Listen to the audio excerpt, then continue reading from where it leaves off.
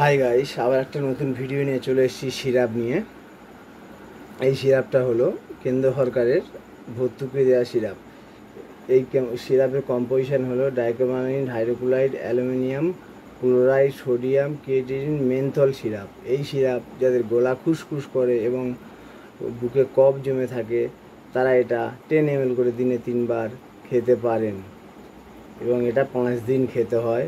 তবে আপনার রোগটা কমপ্লিট সেরে যাবে এবং এর সঙ্গে একটা অ্যান্টিবায়োটিক ওষুধ খেতে হয়, বিশেষ করে অ্যাজিথ্রোমাইসিন ঔষধ এর সঙ্গে খেতে হয়। দয়া করে যে কোনো ওষুধ খাওয়ার আগে ডাক্তারের পরামর্শ নেবেন এবং তারপরে আপনি ওষুধটা কিনে খাবেন। তবে যাদের খুব কাশি, সর্দি, এমার্জেন্সি যদি হয়ে থাকে তাহলে ওষুধ দোকান থেকে নিয়ে কিনে খেতে পারেন, এতে কোনো অসুবিধা নেই।